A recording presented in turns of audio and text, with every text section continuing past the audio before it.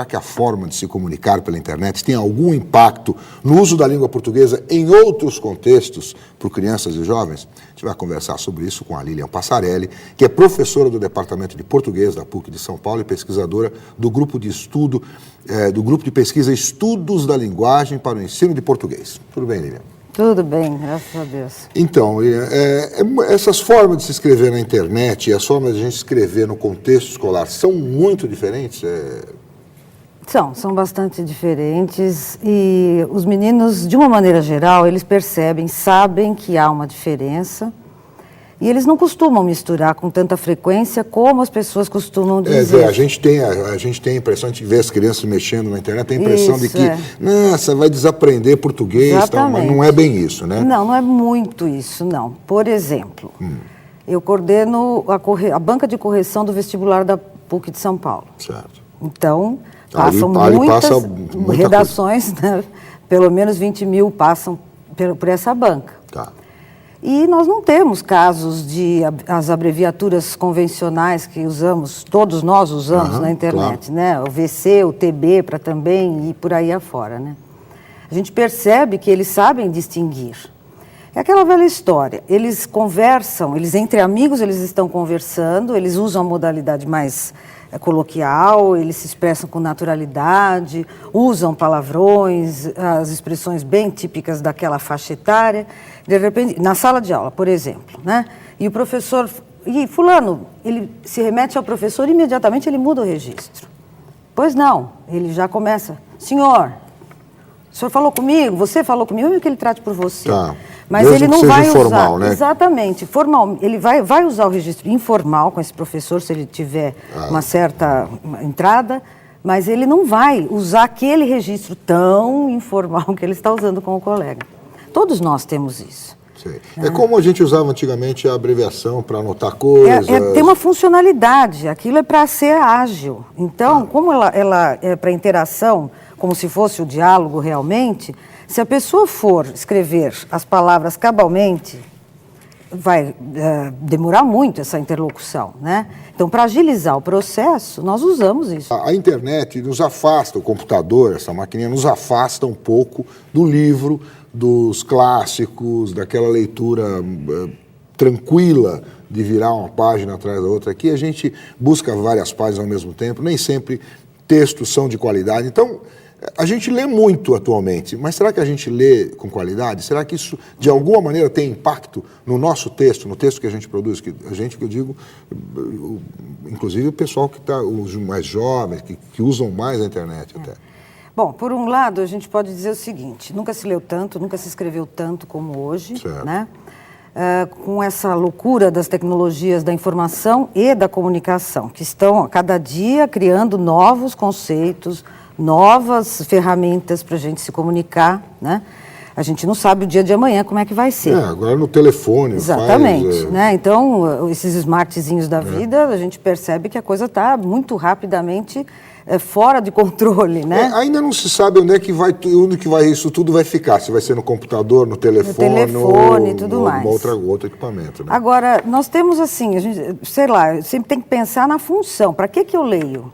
Qual é a função dessa minha leitura? Então, se eu estou buscando uma informação para compor um trabalho acadêmico, eu vou ter de buscar, eu tenho sites excelentes, né, que me dão uma sustentação teórica de qualidade, né, de reconhecido saber, eu não vou ter problema nenhum em citar devidamente a fonte, né. Não. Aí, por outro lado, eu tenho também as bibliotecas, que realmente, hoje em dia, não dá tempo de você colocar tudo que tem nas bibliotecas em papel, né? A gente percebe que materialmente a coisa está complicada em termos de armazenamento. De informação.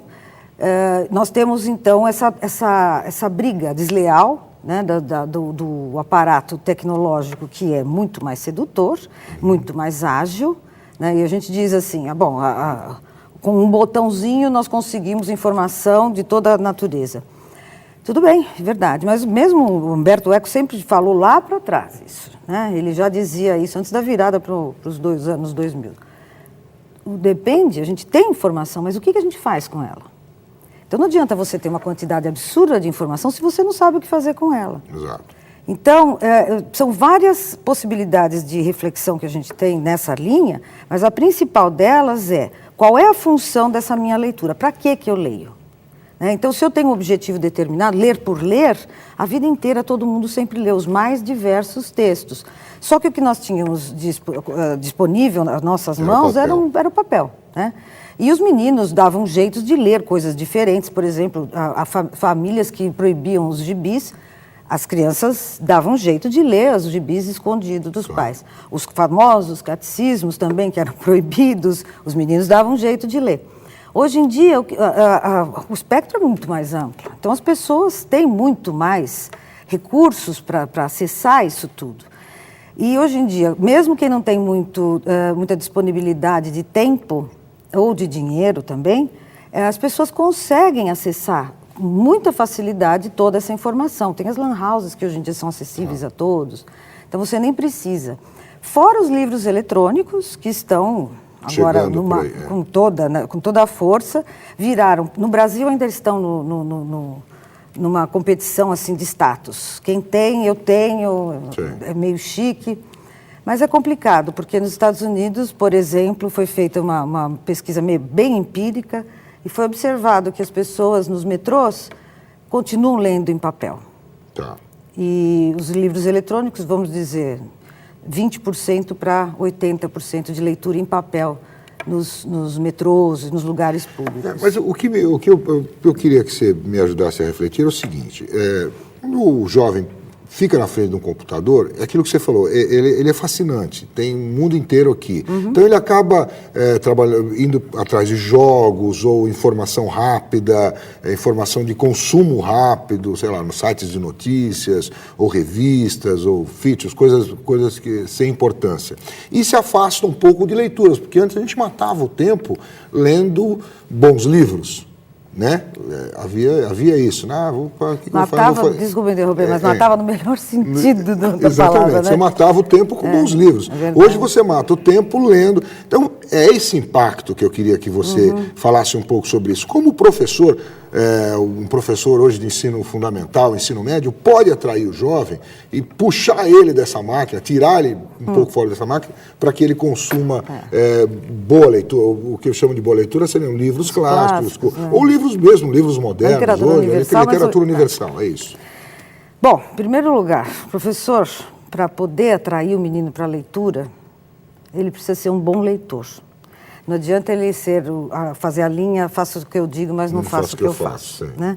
Então, ele pode dizer para o menino, leia mais, você precisa ler, a leitura é a saída, mas se ele não for um bom leitor, ele jamais vai convencer quem quer que seja.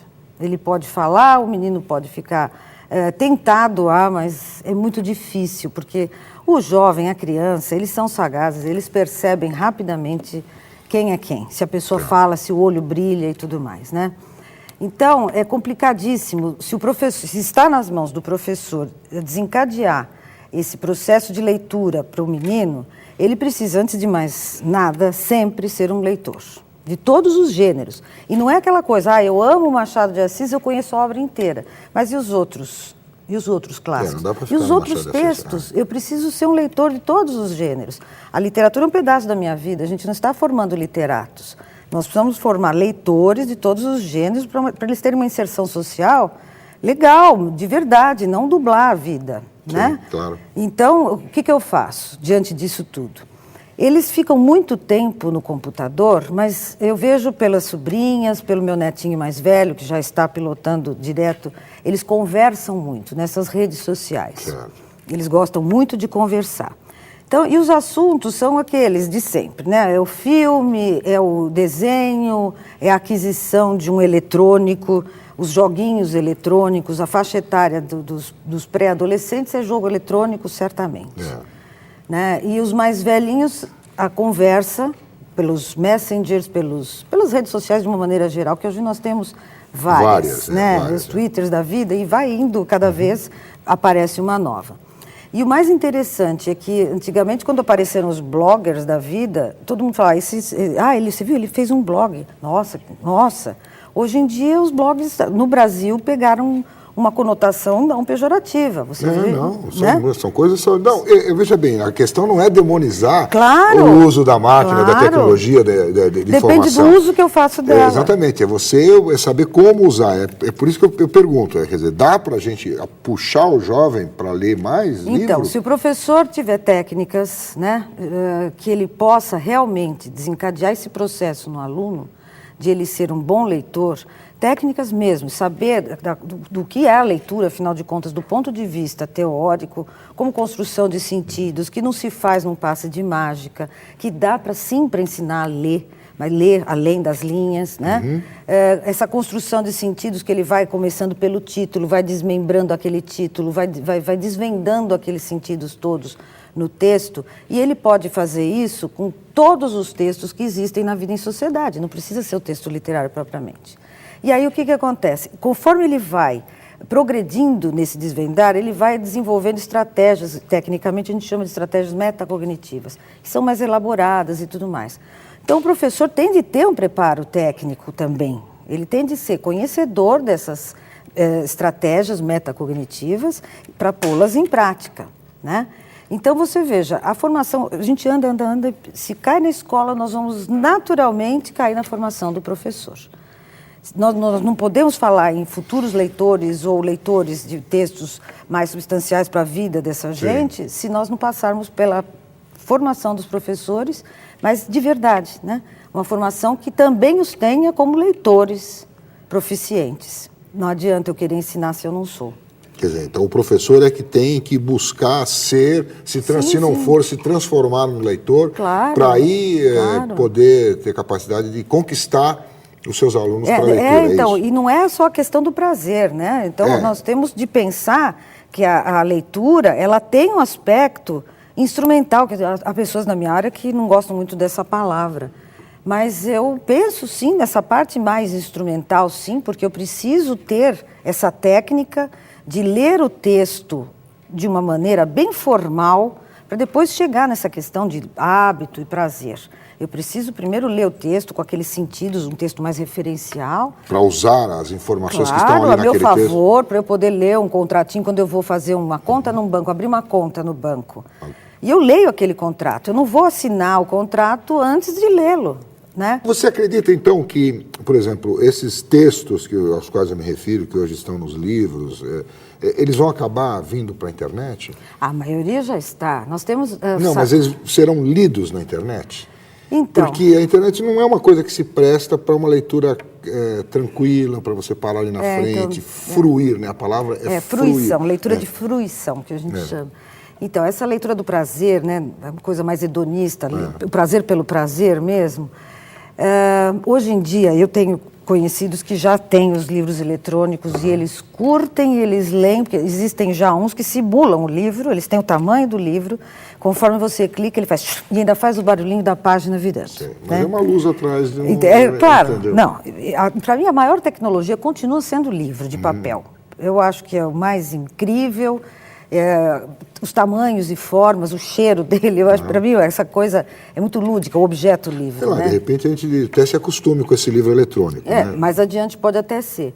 Então depende do usuário, né? Então tem gente que é aficionada pela tecnologia. E talvez, agora levantando aqui uma possibilidade, uma hipótese mesmo, né? Talvez pessoas que não fossem afeitas à leitura passem a ser justamente por causa da tecnologia. Entendo. Entendeu? Então é uma coisa que a gente não pode prever.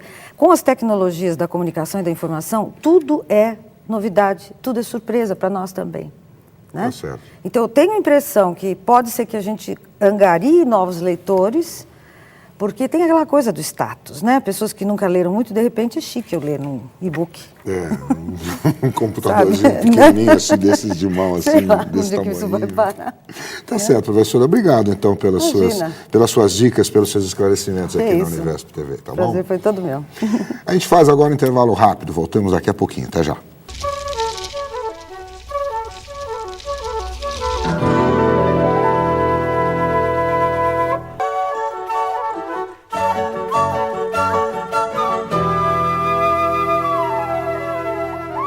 A editora Senac publicou recentemente Esse livro aqui, ó, Educação à Distância e Ensino Superior, uma introdução didática a um tema polêmico. Esse livro é do professor do Instituto de Filosofia e Ciências Humanas da Unicamp, Reginaldo de Moraes, que é pesquisador do Centro de Estudos de Cultura Contemporânea.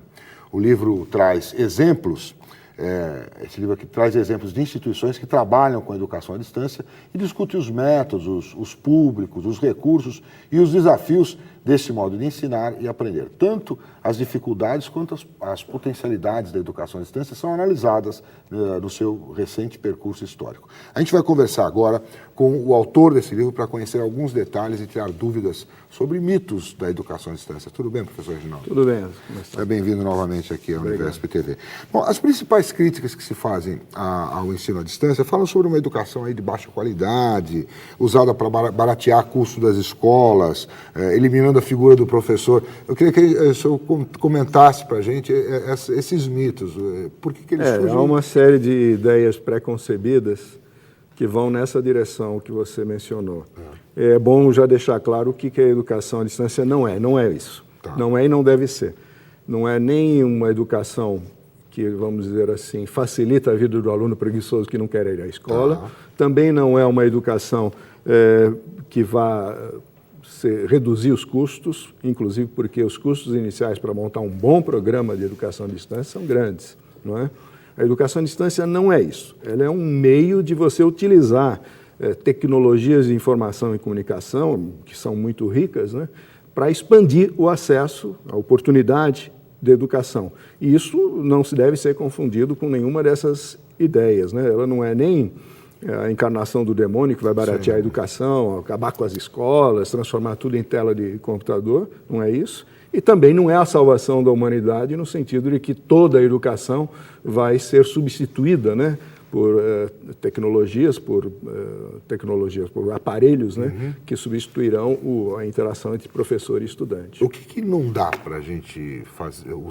Que curso não dá para ser feito em educação à distância, por exemplo? Bom, há várias atividades que são dificilmente realizáveis, né, através dessas técnicas e dessas tecnologias, né, de aprendizagem. Sim.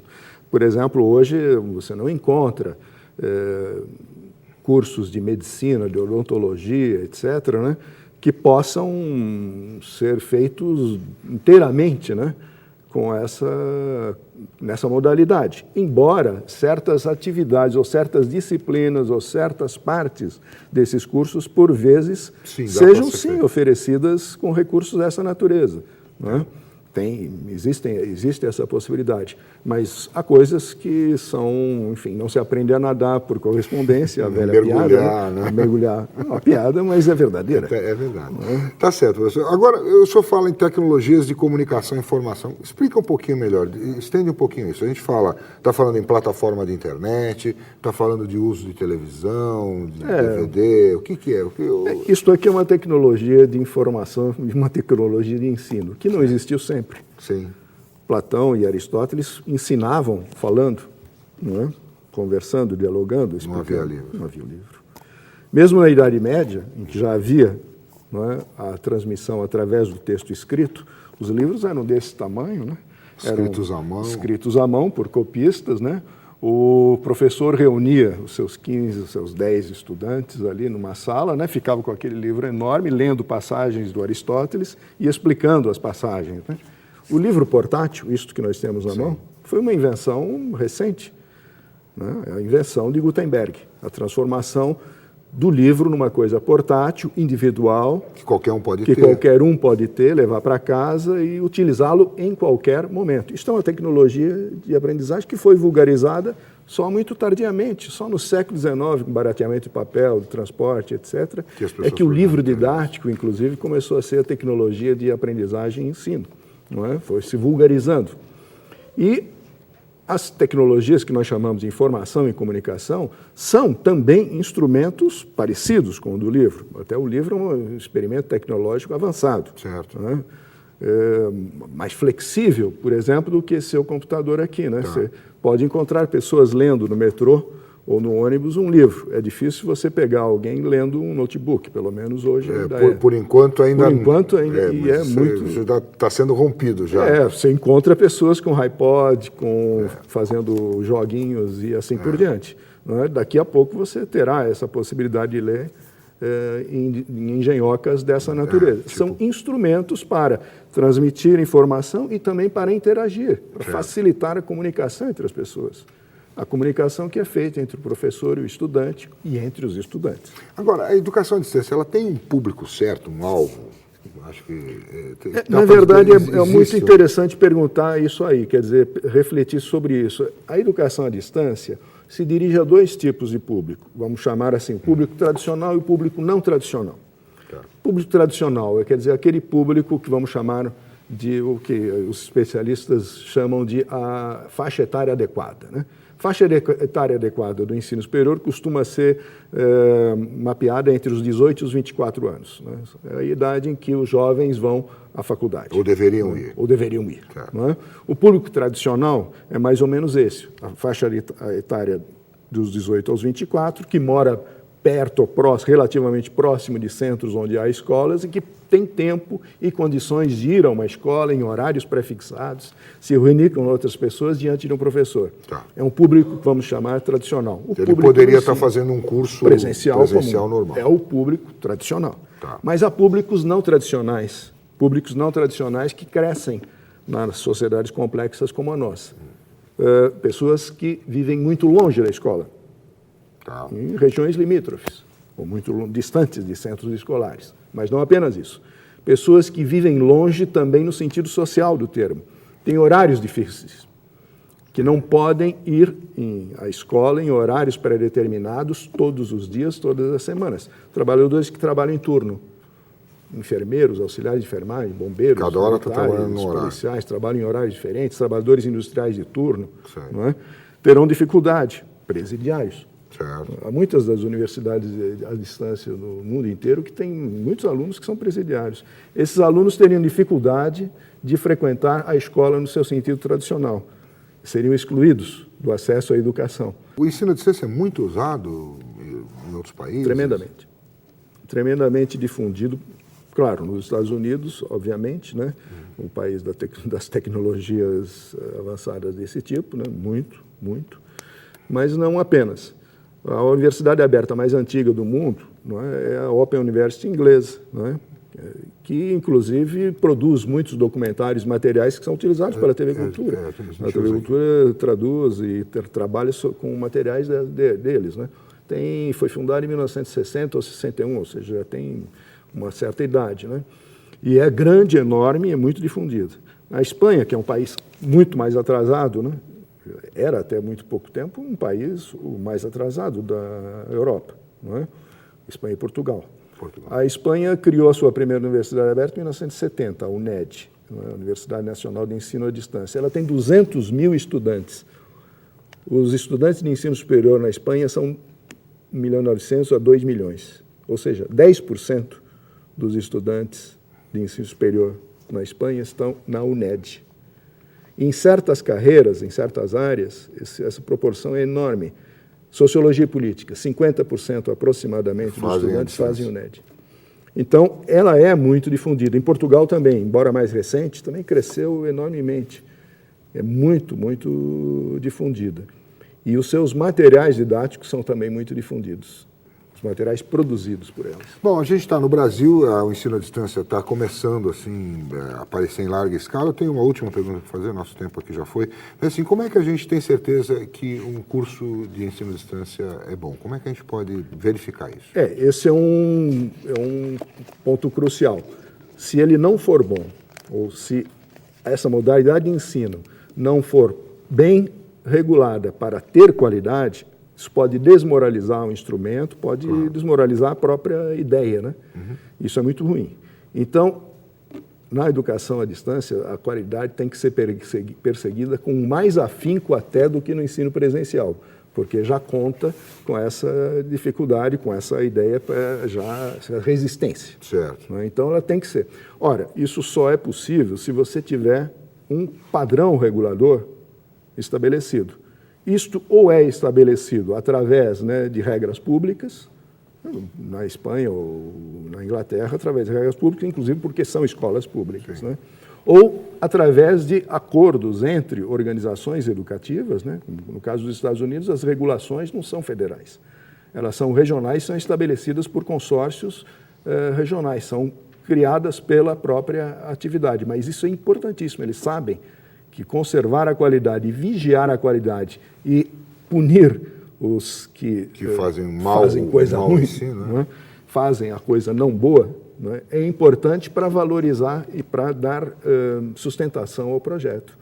É absolutamente decisivo. Então, esse tipo de regulação é muito importante. A presença, no nosso caso, por exemplo, a presença reguladora do poder público é decisiva. Quer dizer, reguladora quer dizer criar normas, criar uma forma de controle sobre a execução, né? E fiscalizá-los, etc. É ainda mais importante do que no ensino presencial, onde ele também é importante. Então, bom, eu tenho mais uma pergunta, não tem como evitar essa pergunta. Quer dizer, a questão da qualidade não está colocada aí, então. Quer dizer, no ensino à distância, dizer assim, o ensino a qualidade é pior do ensino à distância do que no ensino presencial. Olha, não tá você tem ensino presencial ruim e Sim. ensino presencial bom. Em alguns casos, até vou te citar um exemplo, né? Eu falei agora da Universidade Nacional da Distância, a distância da Espanha, né? Tá. Se você pegar os concursos públicos na Espanha, as oposições, né, os concursos públicos que exigem diploma superior, nível superior, eu te arriscaria a dizer, eu vi já alguns estudos sobre isso, que entre os 10 primeiros colocados, 3 ou 4 estudaram na UNED. Isto é já um indicador, muito impreciso, mas é um indicador importante, que tem algo aí que não é má qualidade. Não é? Muito pelo contrário. É tudo menos má qualidade. Tudo menos má qualidade. Agora, a qualidade depende, como eu disse, de um controle, de uma regulação, como no caso do ensino presencial. Tá bom, professor, obrigado por sua presença aqui mais uma vez na Univesp TV. E está aqui então a dica, Educação à Distância e Ensino Superior, Introdução Didática, um tema polêmico do professor Reginaldo Moraes. Até a próxima vez, professor. Foi um prazer estar aqui.